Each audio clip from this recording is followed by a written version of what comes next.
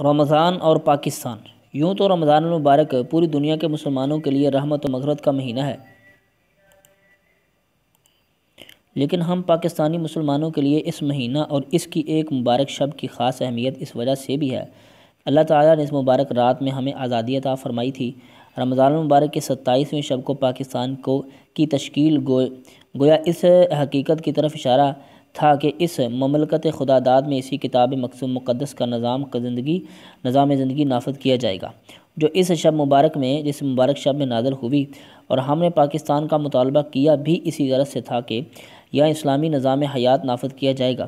اس اعتبار سے رمضان المبارک تشکیل پاکستان کی سالگرہ اور اللہ تعالیٰ سے کیے ہوئے ہمارے عہد کی تجدید کا موقع بھی ہے۔ ٹھیک ہے جی، اب چلتے ہیں، جیسے پیچھے تھا نا بے اثر نماز، اب یہاں پہ ہے بے اثر روزے۔ آج ہمارے روزوں کے وہ فیوز و برکات ظاہر نہیں ہوتے جن کا ہم اوپر کی سطور میں تذکرہ کر چکے ہیں۔ اس کی اصل وجہ یہ ہے کہ ہم روزے کے اصل مقصد تقوی ضبط نفس سے بے خبر ہیں۔ اس کی اہم شرائط ایمان اور احتساب دونوں سے غافل ہیں۔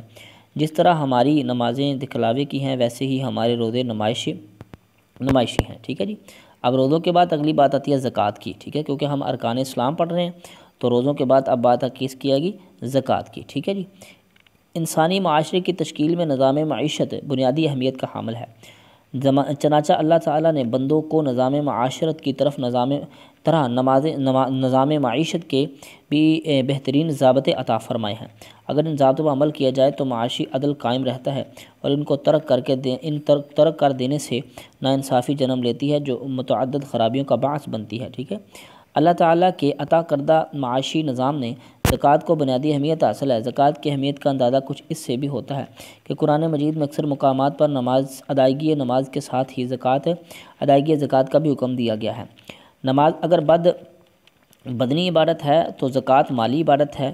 نظام زکوٰۃ کی اسی حیثیت کے پیش نظر حضرت ابوبکر صدیق رضی اللہ تعالیٰ نے زکوٰۃ سے انکار کرنے والوں سے باوجود کہ وہ کلمہ گو تھے جہاد کیا، اور فرمایا کہ میں اپنی زندگی میں ان دونوں فرائض کی تعمیل میں کوئی فرق نہیں کرنے دوں گا۔ ٹھیک ہے، زکوٰۃ کے لغوی معنی پاک کرنے کے ہیں۔ جو انسان زکوٰۃ ادا کرتا ہے وہ اللہ تعالیٰ کے حکم کے مطابق نہ صرف اپنے مال کو پاک کر لیتا ہے، بلکہ اس کے ذریعے اپنے دل کو بھی دولت کی ہوس سے پاک کر لیتا ہے، اور دولت کے مقابلے میں اس رب کی محبت کو اپنے دل میں جگہ دیتا ہے جس کے حکم پر وہ دولت کو قربان کر رہا ہے۔ ادائیگی زکوٰۃ سے اسے یہ بھی یاد دلاتی ہے کہ جو دولت وہ کماتا ہے وہ حقیقت میں اس کی ملکیت نہیں بلکہ اللہ تعالیٰ کی دی ہوئی امانت ہے۔ یہ احساس اسے معاشی بے راہ روی سے بچاتا ہے اور ان کے تمام اعمال کو احکام الہی کا تابع کرتا ہے۔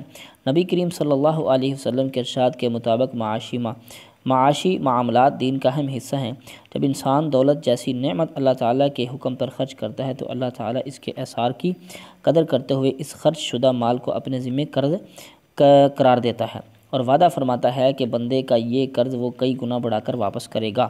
ان تقرضوا اللہ قرضا حسنا، اگر تم اللہ کو قرض حسنا دو گے، یضاعفہ لکم، وہ تمہارے لیے کئی گنا کر دے گا، ویغفر لکم، اور معاف کرے گا تم کو، واللہ شکور حلیم، اللہ بردبار بھی ہے اور قدردان بھی ہے اس کے مقابلے میں۔ ٹھیک ہے، آگے چلتے ہیں۔ والذین یکنزون الذہب والفضہ، وہ لوگ جو جمع کرتے ہیں سونے اور چاندی کو، ولا ینفقونہا، اور اس کو خرچ بھی نہیں کرتے، ینفقونہا فی سبیل اللہ، اللہ کے راستے میں، فبشرہ بعذاب علیم، انہیں عذاب علیم کی خوشخبری دے دو۔ ان آیات کی روح سے زکوٰۃ کی ادائیگی انسان کے لیے آخرت کی نعمتوں کے حصول اور عذاب جہنم سے نجات کا ذریعہ ہے، جس سے بڑھ کر کوئی نعمت نہیں ہو سکتی۔ ٹھیک ہے جی، آگے آئیں گے زکوٰۃ کے فوائد، وہ پڑھیں گے انشاءاللہ۔ تو بسم اللہ کر کے زکوٰۃ کے فوائد پڑھتے ہیں۔ معاشی فوائد سب سے پہلے، ٹھیک ہے، چونکہ سودی نظام معیشت میں محنت کے مقابلے میں سرمایہ کی افادیت کہیں زیادہ ہے، اس لیے محنت کا شرکار کن طبقہ مسلسل غریب تر ہوتا چلا جا رہا ہے، اور سرمایہ دار مختلف طریقوں سے اس کی دولت ہتھیاتا چلا جا رہا ہے۔ اسی طرح معاشی نظام مفلوج ہو کر رہ جاتا ہے۔ زکوٰۃ اس صورت حال کا بہترین حال ہے۔ اس نظام کے ذریعے دولت کا ایک دھارا امیر طبقے سے غریب طبقے کی جانب بھی مڑ جاتا ہے، جس سے غریب کی معاشی حالت بہتر ہو جاتی ہے۔ اس حقیقت کو قرآن مجید میں ان الفاظ میں بیان کیا گیا ہے، یمحق اللہ الربا ویربی الصدقات، اللہ سود کو مٹاتا ہے اور صدقات کو بڑھاتا ہے۔ ٹھیک ہے جی، آگے چلتے ہیں۔ دوسرا، ادائیگی زکوٰۃ کا ایک فائدہ یہ بھی ہے کہ زکوٰۃ کے ذریعے سے ذریعے پیدا ہونے والی کمی کو پورا کرنے کے لیے صاحب مال اپنی دولت کسی نہ کسی منافعت بخش کاروبار میں لگانے پر مجبور ہو جاتا ہے، جس سے سرمایہ کاری میں اضافہ ہوتا ہے۔ چونکہ زکوٰۃ کی شرح صرف 28% سے لہذا صاحب مال یہ رقم دیگر قسم کی بھاری ٹیکسوں کے مقابلے میں خوش دلی سے اور دیانتداری سے ادا کرتا ہے اور اپنا سرمایہ پوری آزادی سے کاروبار میں لگاتا ہے، جبکہ بھاری ٹیکسوں کی ادائیگی کے خوف سے سرمایہ چھپانے کا رجحان بڑھ جاتا ہے، جس سے ملکی معیشت کمزور ہو جاتی ہے۔ ٹھیک ہے جی، آگے پڑھیں گے انشاءاللہ اگلے سبق میں معاشرتی فوائد۔ ٹھیک ہے، یہ تو پیچھے جو پڑھے تھے وہ معاشی فوائد تھے، اگر معاشرتی فوائد انشاءاللہ معاشرتی فوائد پھر پڑھیں گے۔ تب تک کے لیے آپ اس سبق کو اچھی طرح سے ریڈ کریں تاکہ آپ کو چھوٹے بڑے سوالات جو ہیں جو آئیں گے پیپر میں وہ آپ کے ذہن میں آ جائیں۔ انشاءاللہ پھر ملیں گے، اللہ حافظ۔